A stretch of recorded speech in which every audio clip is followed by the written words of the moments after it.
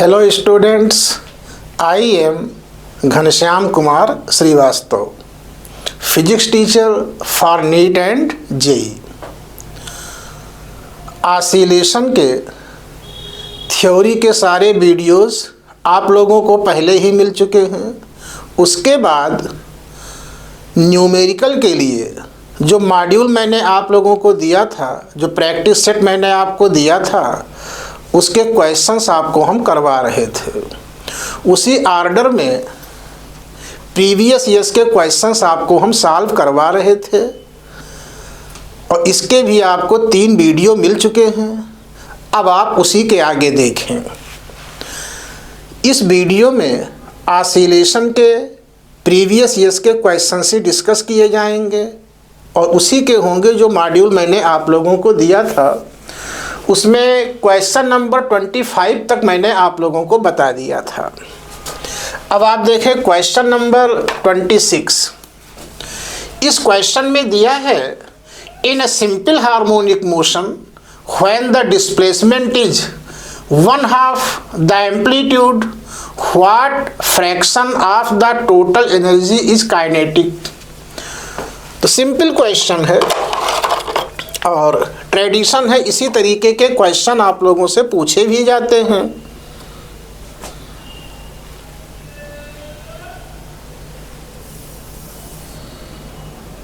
तो अब आप देखें, क्वेश्चन में दिया है एक बॉडी सिंपल हार्मोनिक मोशन में है, तो जब उसका डिस्प्लेसमेंट एम्पलीट्यूड का हाफ होता है तो what fraction of the total energy is kinetic. Means उस समय काइनेटिक एनर्जी टोटल एनर्जी का क्या फ्रैक्शन होगी। तो जब आप फ्रैक्शन की बात करते हैं तो फ्रैक्शन हिंदी में इसको भिन्न कहा जाता है। फ्रैक्शन में न्यूमरेटर अपॉन डिनोमिनेटर ही होता है, तो जो टोटल वैल्यू है वो डिनोमिनेटर में आती है और जो दूसरी वैल्यू है जिसका फ्रैक्शन आप लोगों से पूछा गया है वो न्यूमरेटर में आएगी। तो आप देखें,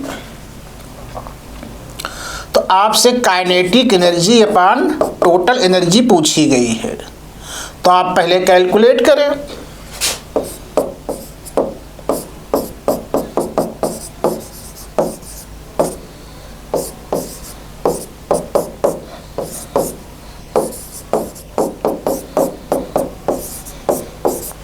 आप ध्यान से देखें, इस क्वेश्चन में पूछा गया है कि टोटल एनर्जी का कितना फ्रैक्शन काइनेटिक एनर्जी है। Means kinetic energy upon total energy आपसे पूछी गई है। तो ई का फार्मूला आप जानते हैं, वो हम यूज कर लेंगे। और क्या आपको उस समय लेना है जब डिस्प्लेसमेंट 1/2 ऑफ एम्पलीट्यूड है। तो काइनेटिक एनर्जी का फार्मूला ये होता है। अब आप पुट करें x = a/2, तो we get k = ½ m⍵² into a² minus a²/4।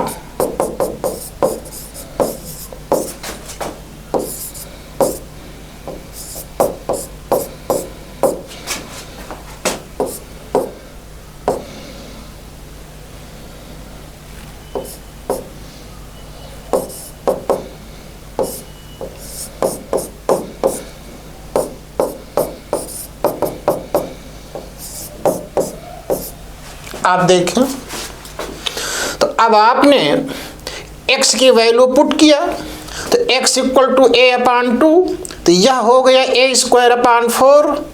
It is equal to 1/2 m⍵²।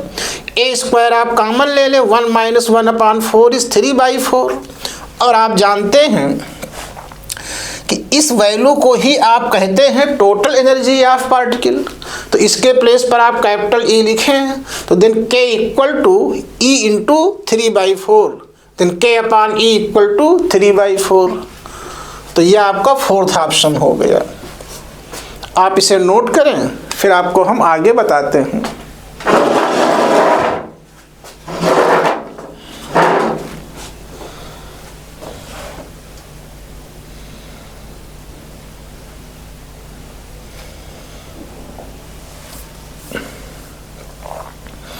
अब आप ये अगला क्वेश्चन देखें। इस क्वेश्चन में दिया है a linear harmonic oscillator of force constant 2 × 10⁶ newton upon metre and amplitude 0.01 metre has a total mechanical energy of 160 joule. इसमें आपको ये दिया है कि एक लीनियर हार्मोनिक ऑसिलेटर का फोर्स कांस्टेंट आपको दिया हुआ है, एम्पलीट्यूड ए की वैल्यू दी हुई है और टोटल मैकेनिकल एनर्जी आपको दी हुई है 160 जूल। अब ये क्वेश्चन AIPMT 1996 में पूछा गया है। चारों ऑप्शंस में पोटेंशियल एनर्जी ही आपसे पूछी गई है। अगर आपको थोड़ा सा भी याद हो तो मैंने आप लोगों को बताया था, नोट्स आप देखिएगा, कि total mechanical energy equal to maximum potential energy, और ये ऑलवेज होता है। तो जब टोटल मैकेनिकल एनर्जी 160 जूल है तो पोटेंशियल भी आपकी 160 जूल ही हो जाएगी। ये फर्स्ट ऑप्शन हो जाएगा। इसमें एक मिसप्रिंटिंग है, क्वेश्चन बनाने वाले ने या तो ध्यान नहीं दिया है या हो सकता है कहीं टाइपिंग में एरर हुई हो। इन सभी के पहले, इन चारों के पहले मैक्सिमम का टर्म होना चाहिए, क्योंकि TME equal to maximum potential energy होता है। अब आप आगे देखें।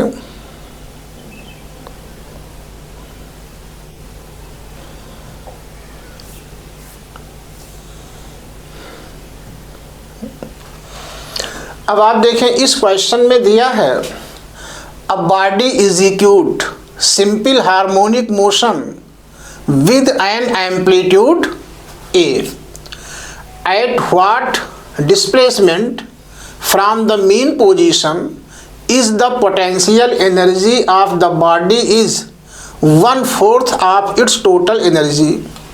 तो इस क्वेश्चन में दिया है एक बॉडी SHM में है जिसका एम्पलीट्यूड A दिया है और पूछा गया है मीन पोजीशन से कितने डिस्प्लेसमेंट पर इसकी potential energy U total energy का 1/4 होगा। तो आपसे पूछा गया है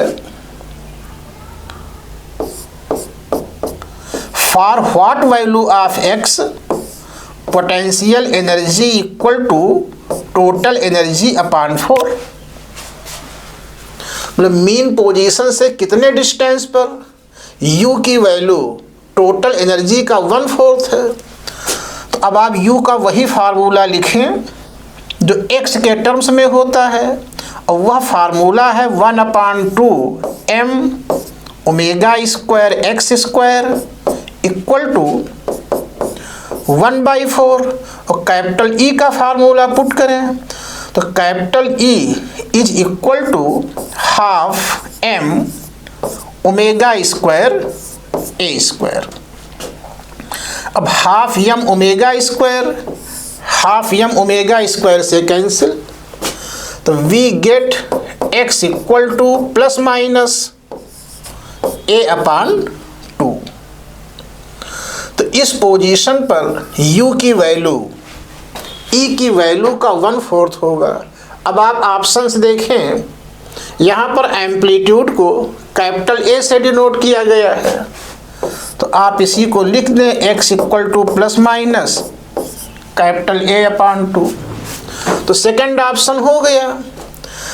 प्लस माइनस का मतलब आप जानते हैं, बहुत आपने पढ़ा है कि यह पोजीशन मीन पोजीशन के राइट में भी हो सकती है और लेफ्ट में भी हो सकती है। अब चूंकि नेगेटिव साइन का कोई ऑप्शन है नहीं, इसलिए यही आंसर हो जाएगा। आप नोट करें, फिर आपको हम आगे बताते हैं।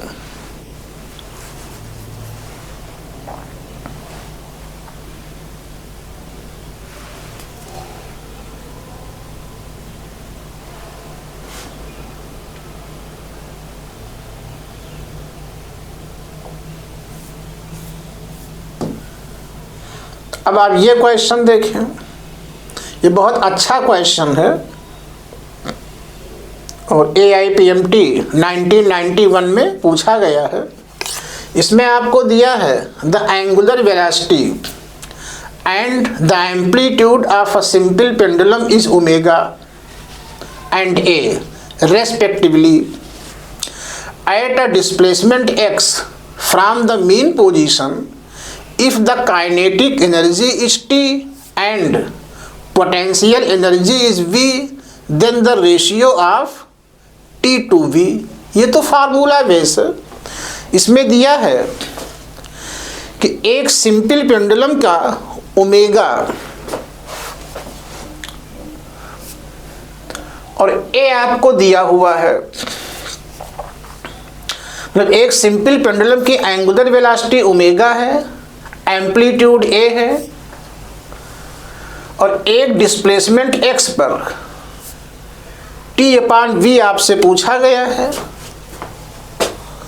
तो आपसे T/v पूछा गया है। T is kinetic energy, V is potential energy. Question में काइनेटिक एनर्जी को T से डिनोट किया गया है और पोटेंशियल एनर्जी को V से डिनोट किया गया है। ऑप्शन अगर आप देखें तो आंसर आपको A ओमेगा x में ही देना है। तो आप इनके फार्मूले लिखें।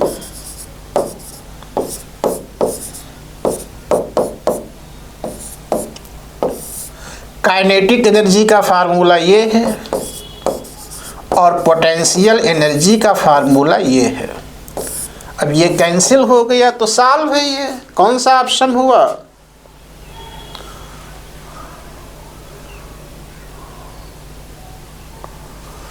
आप देखें,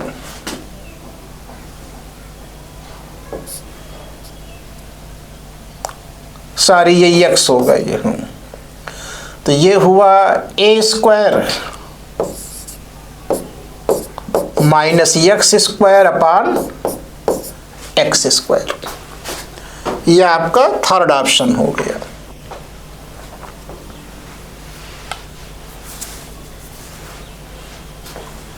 इस पूरे क्वेश्चन की मीनिंग आपको हम समझाए देते हैं। क्वेश्चन का मतलब है कि ये एक सिंपल पेंडुलम है, ये बॉब है, ये मीन पोजीशन है। तो मीन पोजीशन से x डिस्प्लेसमेंट पर k/u की वैल्यू आपसे पूछी गई है। तो k का फार्मूला ये है, u का फार्मूला ये है, कॉमन टर्म कैंसिल हो गए, ये आंसर आपको मिल गया।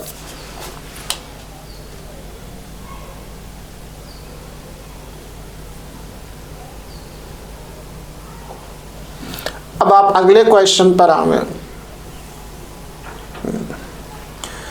इस क्वेश्चन में दिया हुआ है a particle execute linear simple harmonic motion with an amplitude of 3 centimeter when the particle is at 2 centimeter from the mean position. The magnitude of its velocity is equal to that of its acceleration when its time period in seconds। ये question थोड़ा सा calculative है। इसमें दिया है एक particle linear simple harmonic motion में है, उसका एम्पलीट्यूड 3 सेंटीमीटर, और जब पार्टिकल मीन पोजीशन से 2 सेंटीमीटर की डिस्टेंस पर होता है, उस समय इसके वेलोसिटी का magnitude of velocity is equal to that of its acceleration. तो क्वेश्चन की मीनिंग है कि at displacement x velocity equal to acceleration. अब यहाँ पर दोनों का केवल मैग्नीट्यूड लेना है, क्योंकि क्वेश्चन में दिया है कि the magnitude of velocity is equal to that of its acceleration. तो x डिस्प्लेसमेंट पर वेलोसिटी का फार्मूला आपने ये पढ़ा है, और एट एक्स डिस्प्लेसमेंट एक्सीलरेशन का फार्मूला ये होता है। अब इस क्वेश्चन में वेलोसिटी की वैल्यू दी हुई है, तो आप यूज करें। टाइम पीरियड आपसे पूछा गया है।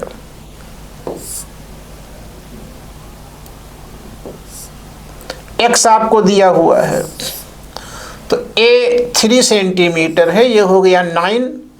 एक्स आपका 2 है, 2 square 4 equal to omega into X. X is 2, square root 5 upon 2 equal to omega, and omega equal to 2 pi upon T. Then t equal to 4 pi upon square root 5। हमने यहाँ per unit नहीं change की है। जैसे x की value 2 centimetre दिया है, a भी 3 सेंटीमीटर है, क्योंकि राइट साइड में भी x आपका सेंटीमीटर में है, तो ax दोनों सेंटीमीटर में है और दोनों साइड में डिस्टेंस है, तब आपको यूनिट चेंज करने की कोई ज़रूरत नहीं है। आप नोट करें इसे।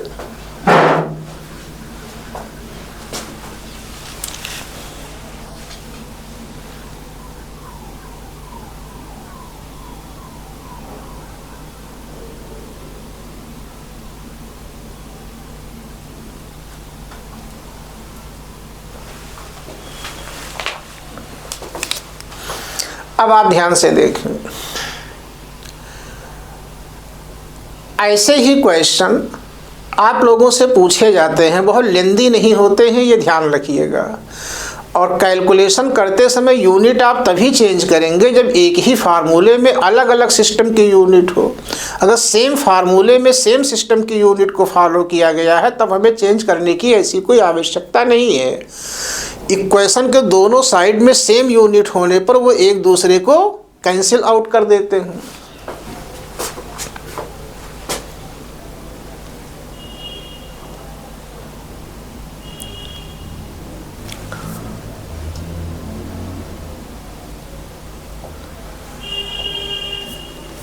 अब आप अगला क्वेश्चन देखें।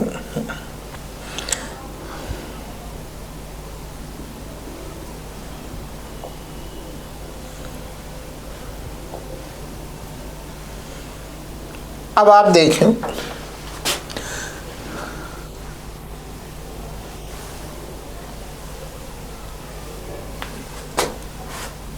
चेंज करें,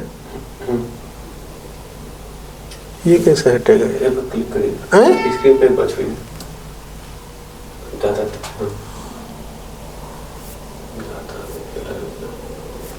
स्टार्टिंग से आ गया क्या?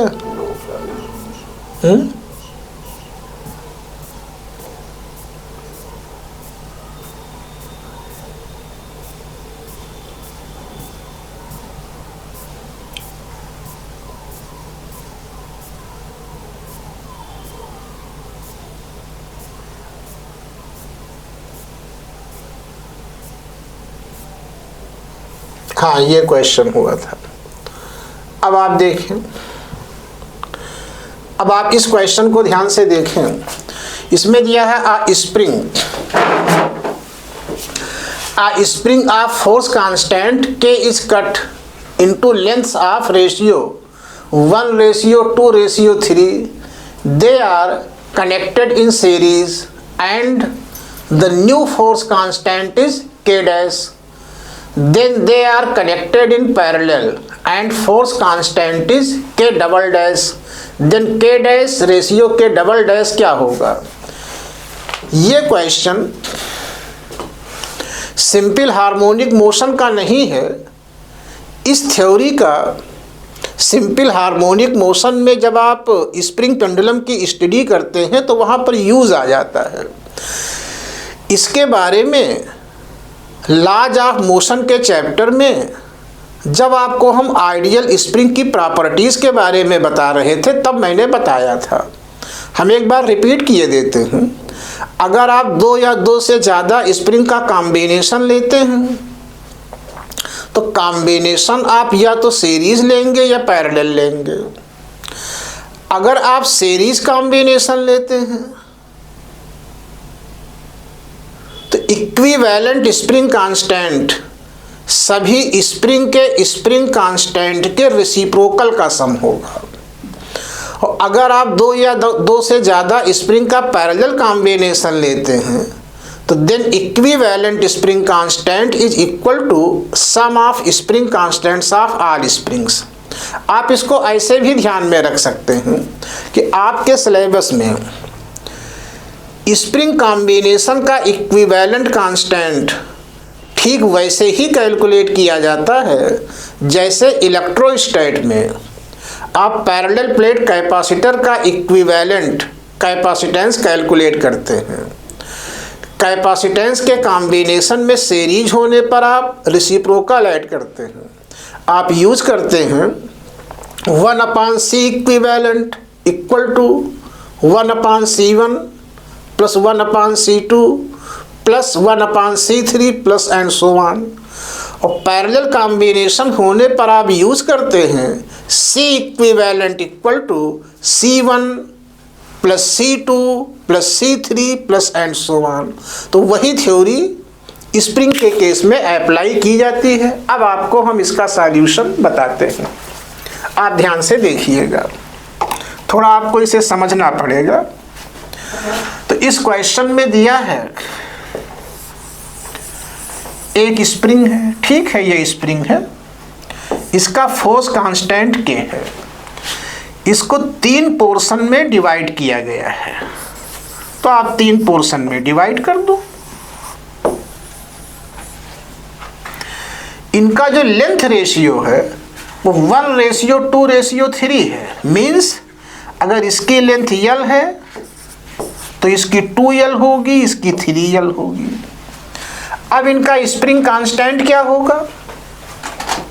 तो आपने पढ़ा है किसी स्प्रिंग का स्प्रिंग कांस्टेंट के स्प्रिंग के नेचुरल लेंथ के इन्वर्सली प्रोपोर्शनल होता है।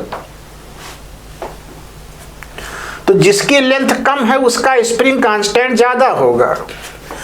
अगर आप इनका रेशियो लेते हैं तो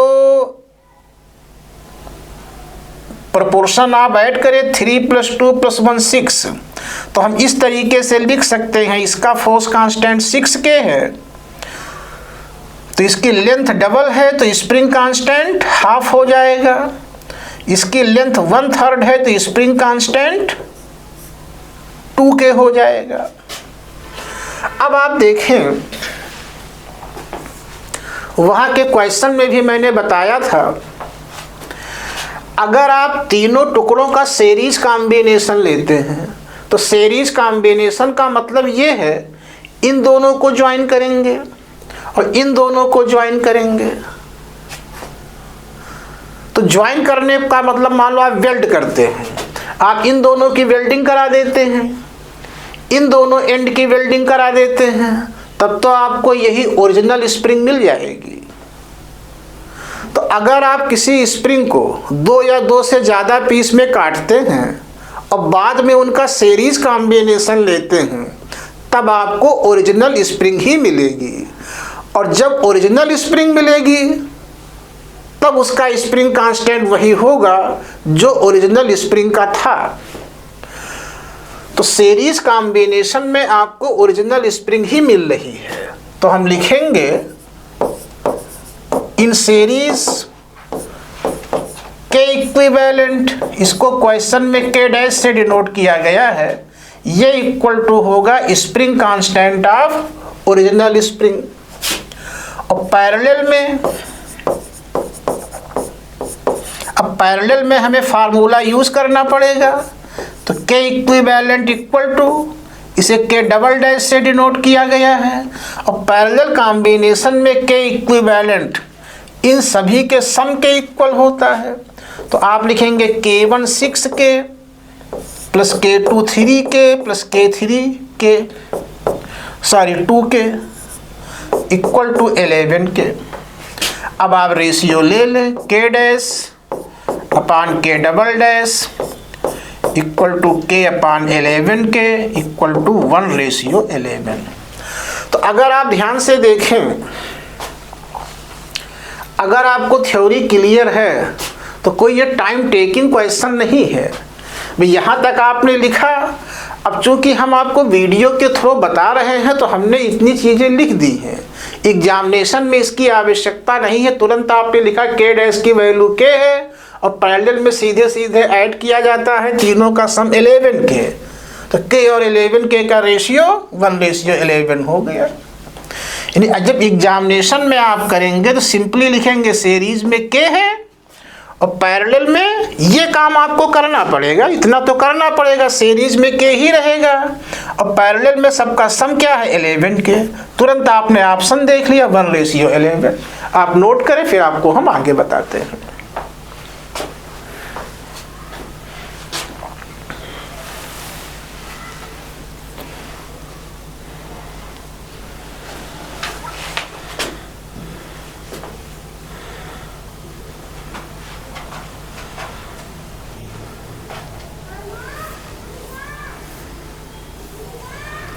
ये क्वेश्चन मैंने बताया है, आप वीडियो देखिएगा। जब मैं वेलोसिटी आपको बता रहा था थ्योरी में तो ये हमने आपको करवाया है।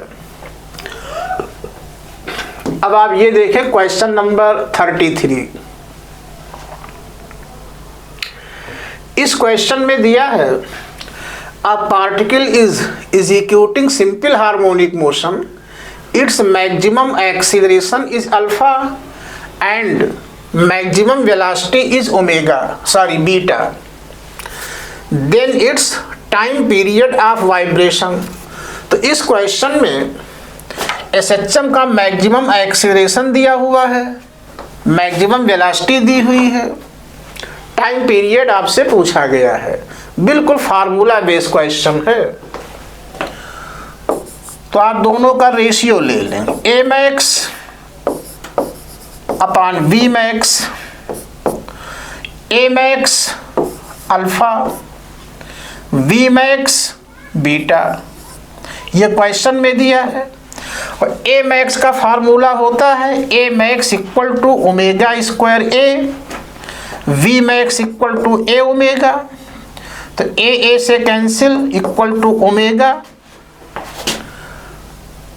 Time period equal to 2π/ω equal to 2π upon omega की ये वैल्यू पुट करें, अल्फा अपान बीटा, तो बीटा न्यूमरेटर में जाएगा। ये आंसर हो गया, ये आपका थर्ड ऑप्शन होगा। आप नोट करें, फिर आपको हम बताते हैं।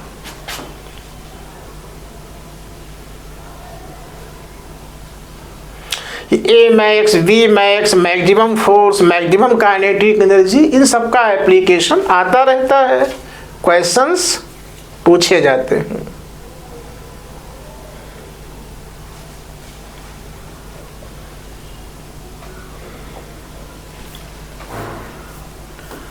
अब आप देखें 34 में आपको दिया है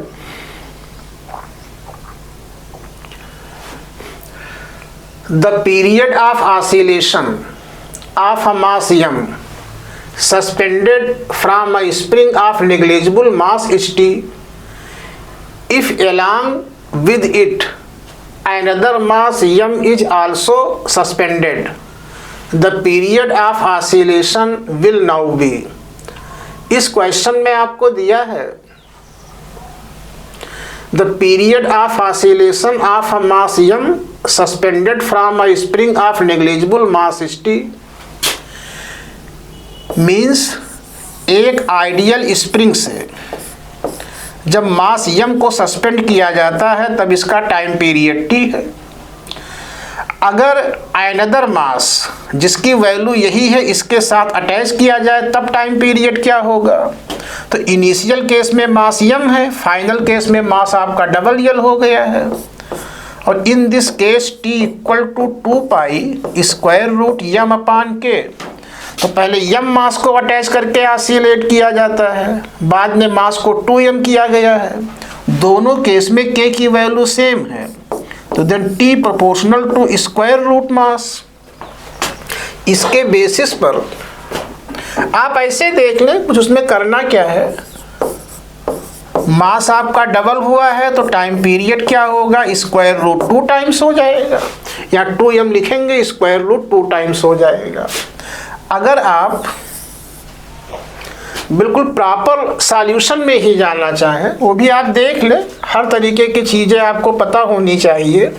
तो इसके बेसिस पर फार्मूला होगा T1/T2 equal to square root m1/m2 implies that T1T, T2 पूछा गया है, equal to square root m1m, बाद में उतना ही मास और अटैच किया गया है तो m2 इज 2m।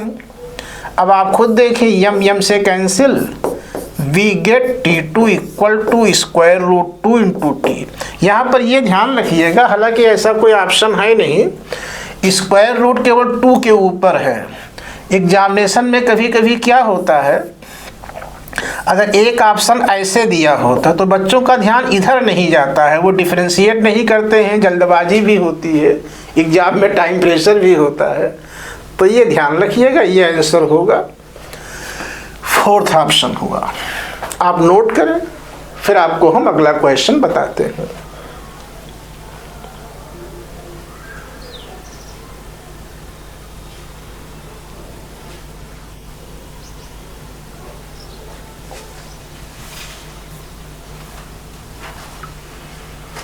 अब आप देखें क्वेश्चन नंबर 35। इसमें दिया है a simple pendulum perform simple harmonic motion about x equal to 0 with an amplitude a and time period t। The speed of the pendulum at x equal to a/2। इस question की meaning है, एक simple pendulum x equal to 0 के दोनों ओर oscillation कर रहा है, SHM में है, एम्पलीट्यूड a है, टाइम पीरियड t है, और इस पोजीशन पर वेलोसिटी आपसे पूछी गई है। तो इस क्वेश्चन में x की दी हुई वैल्यू पर वेलोसिटी आपसे पूछी गई है, तो आप सीधे सीधे वेलोसिटी और पोजीशन x का फार्मूला यूज कर लें, कोई प्रॉब्लम ही नहीं है। तो आप जानते हैं v equal to omega square root this. अब आप पुट करें, v equal to omega square root a square minus x equal to a/2। तो यहाँ a/2 पुट करेंगे तो ये होगा a square. Then b equal to omega, और यह आपका होगा square root 3a square upon 4। 4 को स्क्वायर रूट के बाहर लाए तो 2 हो गया। अब यहीं से आप देखें तो b इक्वल टू ओमेगा की वैल्यू हम पुटअप किए देते हैं, क्योंकि किसी ऑप्शन में ओमेगा नहीं है, आंसर को टाइम पीरियड में आपको दिया है। तो omega equal to 2π/t square root 3 into a/2। 2 से कैंसिल। अब आप टैली कर लें, πa square root 3/t third option हो जाएगा। आप इसे नोट करें, फिर आपको हम बता रहे हैं।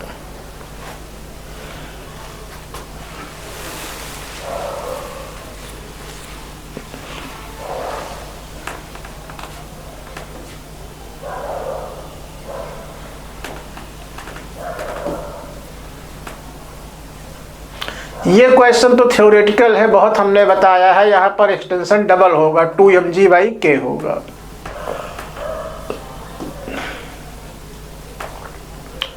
ये क्वेश्चन थोड़ा लेंदी है, पहले AIPMT में थोड़ा टफ सवाल आते भी, तो बड़ा कॉन्सेप्चुअल क्वेश्चन है ये, इसको आप ध्यान से देखिएगा।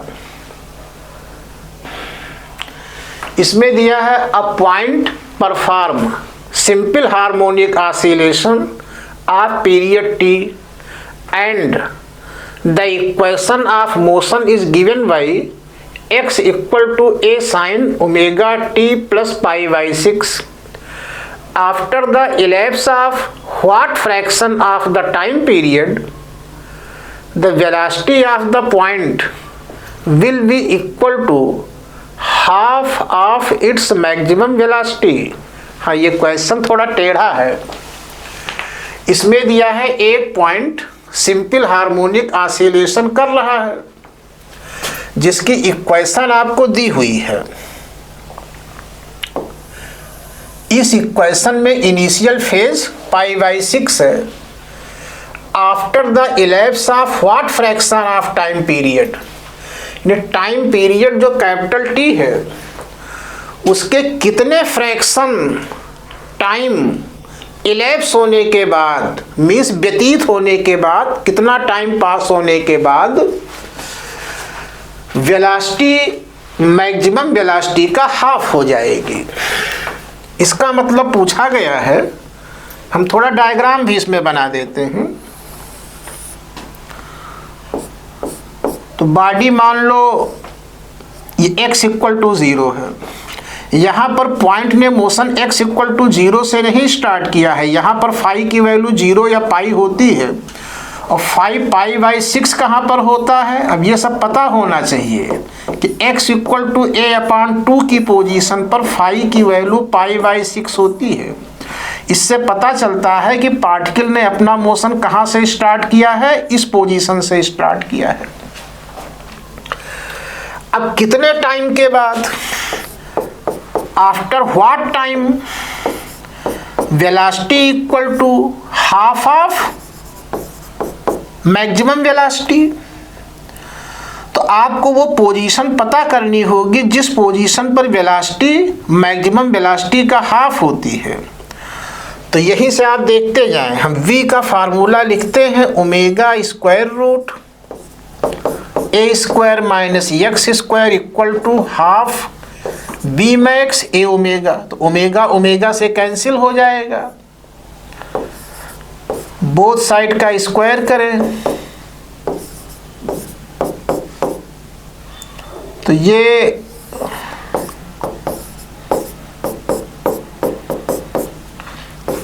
अब √3a² होगा। Then x equal to plus minus √3/2 × a। t कौन सा टाइम कैलकुलेट करना है, जब ये इस पोजीशन पर आ जाता है। तो किसी पोजीशन पर हम टाइम को कैसे कैलकुलेट करते हैं वो आप लोग देखें।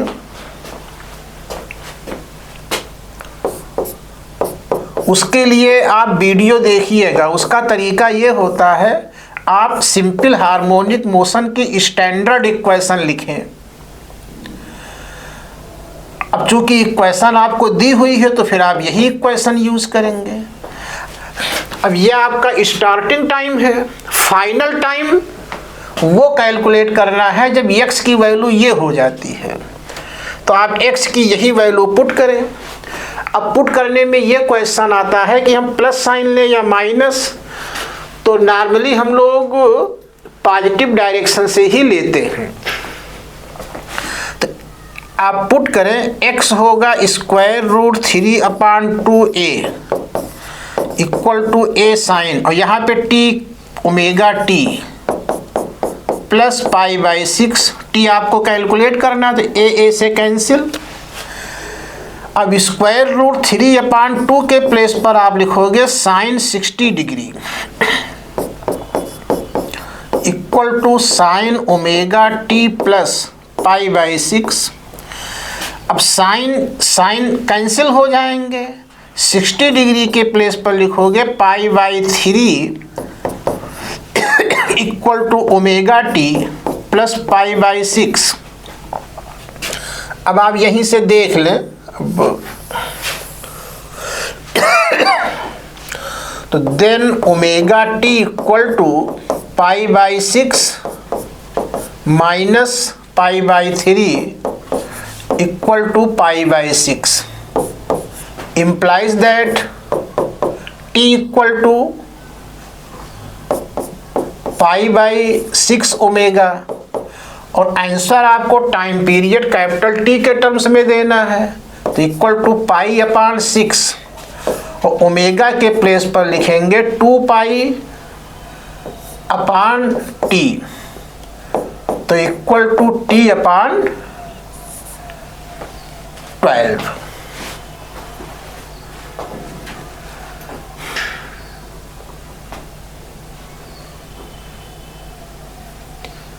आप नोट करें, फिर आपको हम बताते हैं।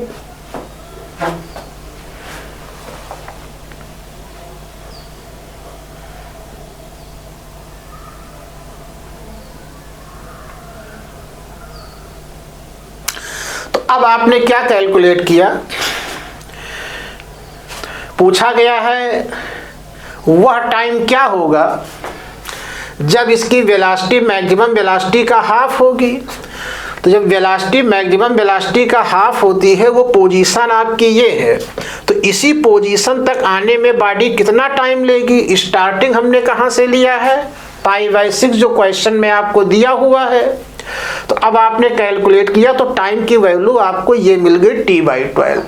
इतने टाइम के बाद ये बॉडी की वेलोसिटी मैक्सिमम वेलोसिटी का हाफ होगा।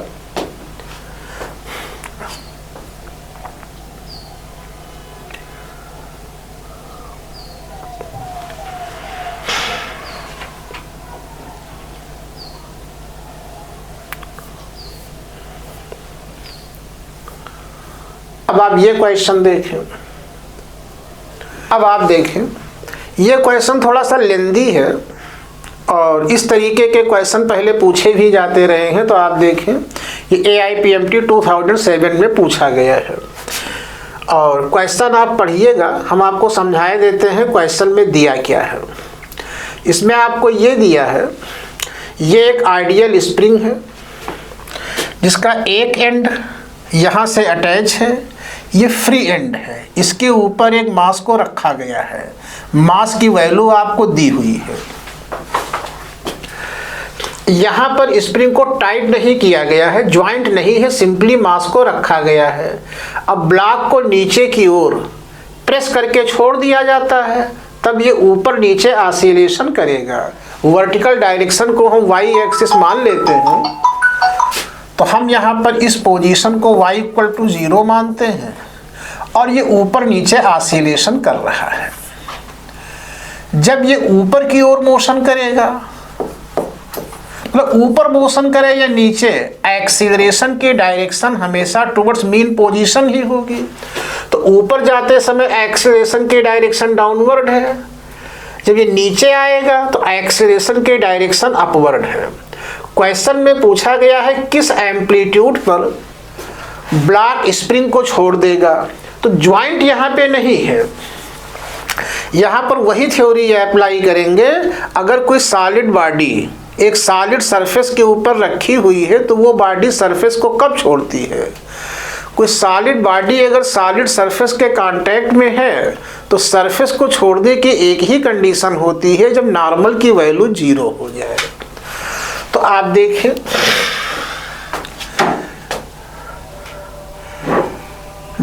और नॉर्मल का फार्मूला हमने क्या बताया था, n = m g+a। यहाँ पर एक्सीलरेशन है,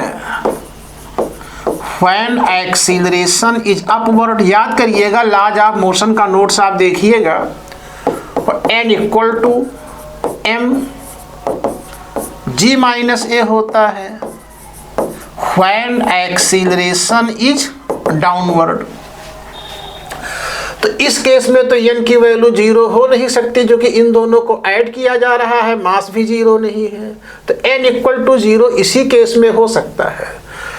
तो ब्लॉक सरफेस को तभी छोड़ेगा जब एक्सीलरेशन के डायरेक्शन डाउनवर्ड हो, मीन्स ब्लॉक ऊपर की ओर मूव कर रहा हो। खैर ये पॉइंट क्वेश्चन में पूछा भी नहीं गया है। अब डिटैच होने की यही कंडीशन है, n = 0। तो n = 0 आप पुट करें, = m g-a। अब यहाँ पर m 0 है नहीं, इट मीन्स a = g। यहाँ पर a एम्पलीट्यूड नहीं है, a आपका एक्सीलरेशन है और एक्सीलरेशन का फार्मूला होगा ω² x = g, a = ω² x। आपसे एम्पलीट्यूड पूछा गया है तो x की मैक्सिमम वैल्यू ही तो एम्पलीट्यूड होगी। ब्लॉक ऊपर जा रहा है, जब x की मैक्सिमम वैल्यू होगी उसी समय ये छोड़ देगा। तो आप x के प्लेस पर एम्पलीट्यूड पुट करें। अब सिंबल पे थोड़ा ध्यान दीजिएगा, यहाँ पर हम चलो a डैश किए देते हैं, एक्सीलरेशन को a डैश से डिनोट करते हैं, a एम्पलीट्यूड है। तो implies that amplitude equal to g upon omega square. अब आप इस क्वेश्चन में ओमेगा स्क्वायर कैलकुलेट कर लें। तो ओमेगा इक्वल टू होता है स्क्वायर रूट के अपान m। अब आप ओमेगा की वैल्यू कैलकुलेट करके पुट करिएगा, a आपको मिल जाएगा। इस क्वेश्चन में k की वैल्यू दी हुई है 200। आप नोट करें, फिर हम मास की वैल्यू लिखते हैं।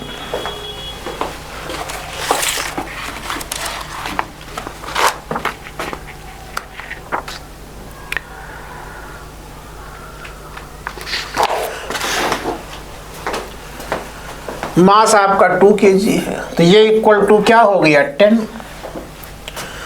तो then A equal to g upon omega square, g 10, omega square 100 equal to 1 upon 10 metre equal to 10 centimetre. तो फर्स्ट ऑप्शन हो गया। आप नोट करें इसे, फिर आपको हम आगे बताते हैं।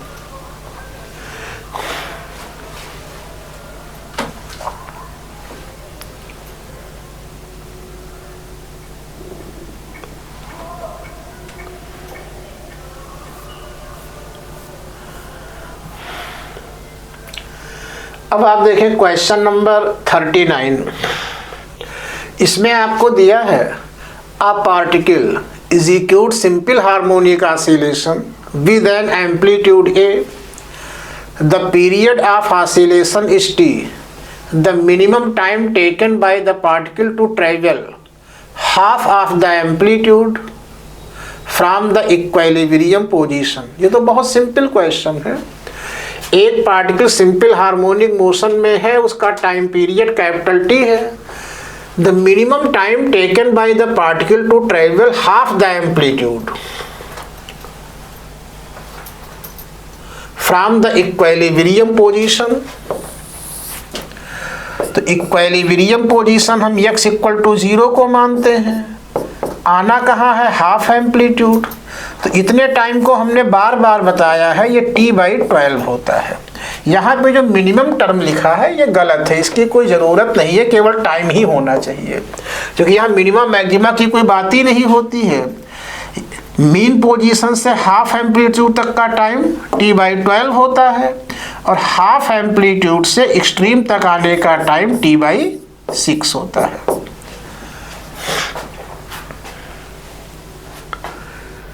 जिन लोगों को बिल्कुल नहीं पता है तो आप थ्योरी के वीडियो देखें, सब वहां पर आपको डिटेल में बताया गया है।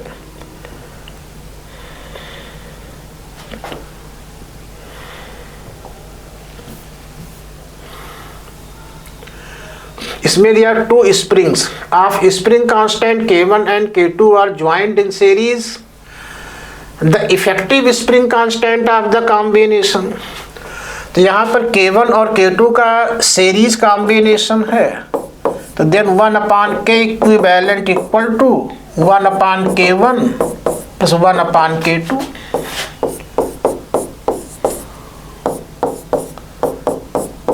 तो then K equivalent equal to K1 K2 upon K1 plus K2। First option हो गया ये।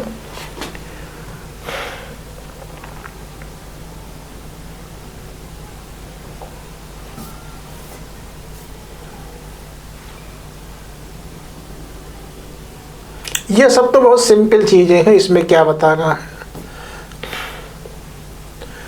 ये क्वेश्चन आप देखें, इसमें दिया है a body of mass m execute vertical SHM with period t1 and t2 when separately attached to spring A and spring B respectively. The period of SHM when the body execute SHM as shown in the figure is T0, then तो इस question में आपको दिया हुआ है एक मास को, ध्यान से देखिएगा, एक मास को जब हम स्प्रिंग A से अटैच करते हैं, इस समय का टाइम पीरियड T1 है, तो T equal to 2 pi square root M upon K। और जब हम सेम मास को स्प्रिंग B से अटैच करते हैं, उस समय इसका टाइम पीरियड T2 है। अगर सेम मास को इस कॉम्बिनेशन से अटैच किया जाएगा तब टाइम पीरियड आपका T0 है। इस केस में टाइम पीरियड को T0 से डिनोट किया गया है। ऑप्शन आपको इस तरीके से दिया हुआ है, तो आप देखें, हम मान लेते हैं इस स्प्रिंग का स्प्रिंग कांस्टेंट K1, इसका स्प्रिंग कांस्टेंट K2 है, और ये दोनों पैरेलल कॉम्बिनेशन में हैं। और ऑप्शन अगर हम देखें तो रेसिप्रोकल में दिया हुआ है, तो आप इसको 1/T कर लें, equal to 1/2 pi square root K upon M। अब फर्स्ट केस के लिए टाइम पीरियड T1 है, तो यहाँ आप लिखें T1 इक्वल टू 1/2 पाई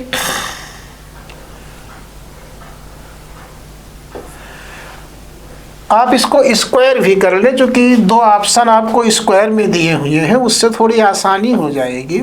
तो इसी को लिखेंगे 1/T square equal to 1/2 pi का whole square into K upon M। तो आप इसको ऐसे लिख सकते हैं 1/T1 square equal to 1/4 pi square K1 upon मास।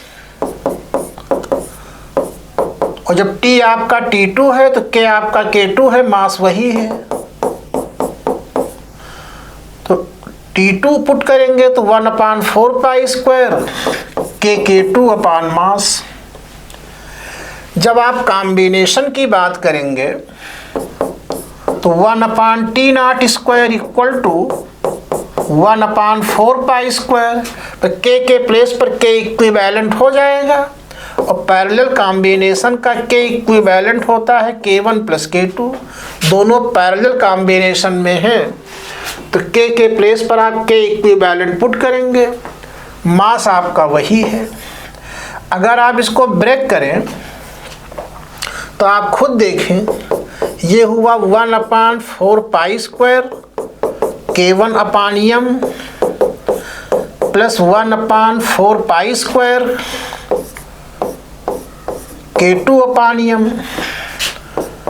तो 1/T0 का स्क्वायर इक्वल टू, इसके प्लेस पर आप लिखेंगे 1/T1 स्क्वायर, और इसके प्लेस पर 1/T2 स्क्वायर। तो वी गेट दिस। आप इसको नोट करें, फिर आपको हम दोबारा समझा देते हैं।